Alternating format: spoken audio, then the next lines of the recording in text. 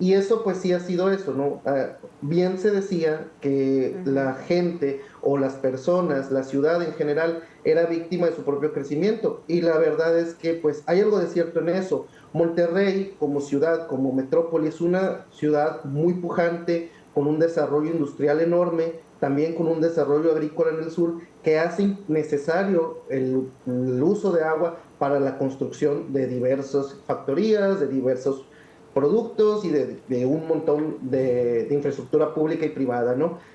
Eso dio como consecuencia pues un estrés hídrico que empezamos a vivir en el año 2022, en el año 2022, como fue pasando los meses, igual en estas fechas, pues ya empezamos a resentir los cortes, ¿no? Empezamos a resentir los cortes y pues lo que hacemos su servidor junto con otros Ujú. colectivos, otras organizaciones en su momento, es pues iniciar una resistencia pues judicial, una resistencia pacífica y una resistencia ciudadana. Ahora nos encontramos, después de haber peleado, después de que se hiciera caso a todas estas exigencias, pues sucedió de que el gobierno federal emitió un decreto por sequía por ahí de agosto y después dice que iba a poner dos proyectos, se iba a centrar un proyecto, bueno, tres más bien, un proyecto que denominado el Cuchillo 2, que partiría desde la presa del Cuchillo que ya existe con un nuevo acueducto para surtir de agua y posteriormente un ampliamiento de la presa Libertad, así como también la extracción de pozos. Lo malo es que hemos llegado al 2023, a la fecha de hoy, en Ujú. el que estamos, hoy 14 de marzo, y no vemos una solución. Muchas colonias, por ejemplo, aquí en el estado de Nuevo León, que existen y me han reportado bastante de que quieren agua, y lo que hace su servidor, bueno, es promover amparos colectivos, ¿no?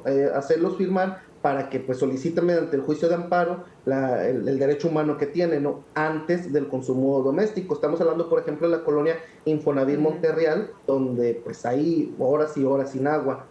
Eh, Esto es algo complicado porque inclusive Juan Ignacio Barragán, el director de agua y drenaje, ha solicitado en días pasados también que ya se vuelva a declarar la emergencia por sequía.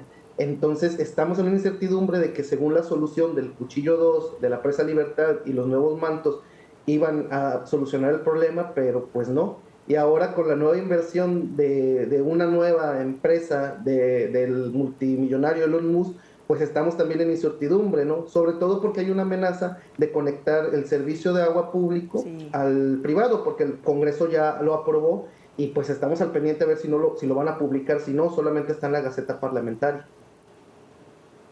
Y pues esta es la situación en la que actualmente nos encontramos. Exacto, sí, lo mencionábamos, ¿no? Y lo mismo lo decía el propio gobernador, ¿no? Que son víctimas de su propio éxito por esta industria que se tiene, que es una industria pujante, que es una economía también, así lo es, que ha crecido muchísimo en todos estos años allá en Monterrey. El problema es que los recursos naturales, en este caso el agua, pues escasea. Ahora, déjame referirme, preguntarte específicamente de estos amparos, ya se ganaron y en dado caso de que se ganen, con esto obtienen automáticamente agua. ¿Qué pasa si no hay, si hay esta sequía, si hay esta escasez? ¿Cómo se procede en este caso?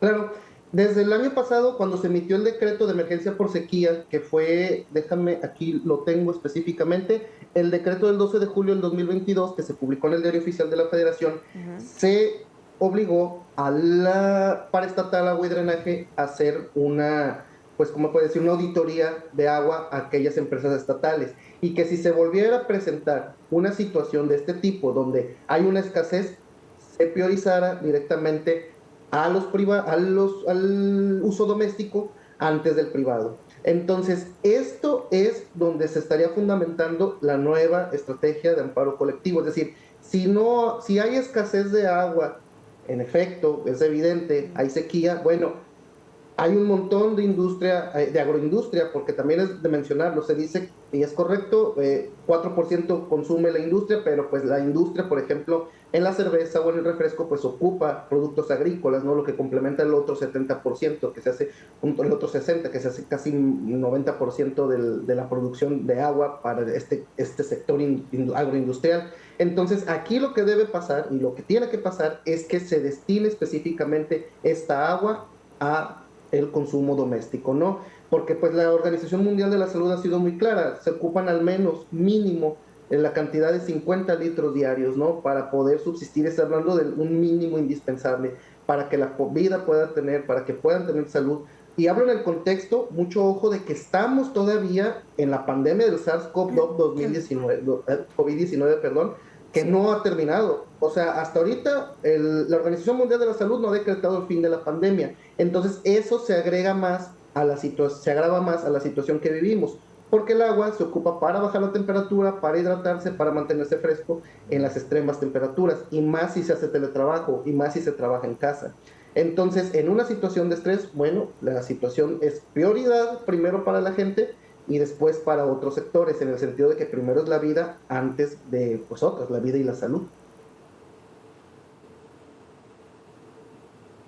Y pues Claro. de esta Había forma otra hemos propuesta estado también por parte del gobierno de Nuevo León de pedir agua al estado de Veracruz que se pudiera extraer del río Pánuco, este que se encuentra justo en la parte norte del estado de Veracruz. Sobre este proyecto, ¿han conocido algo que haya tenido avance?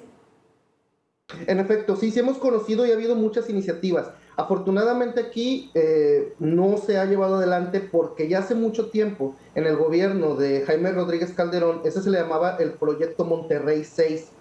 Los especialistas, las especialistas en materia ambiental vieron que eso era inviable.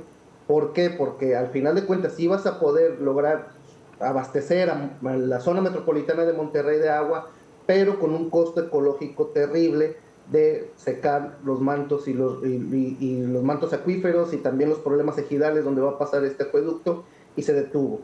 Hasta ahorita el proyecto que sustituyó el Monterrey 6 fue el proyecto El Cuchillo 2.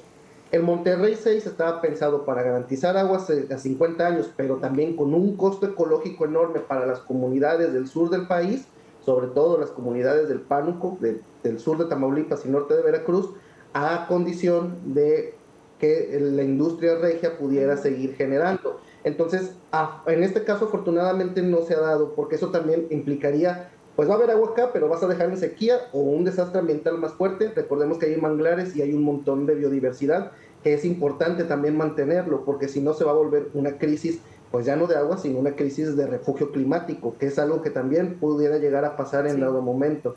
Y pues la solución que se ha llevado es esta. La solución que nosotros exigimos es pues bajar los niveles de producción, porque esto es como es cerrar la llave, porque de nada sirve si abrimos la llave y se está regando el agua y solo pasar el trapeador. Hay que cerrar la llave, entonces hay que cerrar la cuestión de la producción, y por eso es muy preocupante lo que pasa con esta nueva industria, con la industria de Tesla que llegará a Nuevo León. ¿Bajo qué condiciones? Porque hasta el día de hoy no ha habido un estudio de factibilidad de agua y drenaje que publique y que diga que esa enorme fábrica no va a utilizar el consumo doméstico. Como lo decía en los momentos anteriores, al contrario, el Congreso del Estado publicó el 27 de febrero una reforma que dice que se va a conectar a la red pública doméstica. Eso significa que pues le va a dar pie a las industrias a que utilicen nuestra agua en vez de tener la concesión de pozos que le debe dar la Comisión Nacional del Agua. Y eso pues a nosotros sí se nos hace grave, y ahorita es donde nosotros estamos al pendiente, porque no se ha publicado en el periódico oficial del Estado, y pues no sabemos el por qué.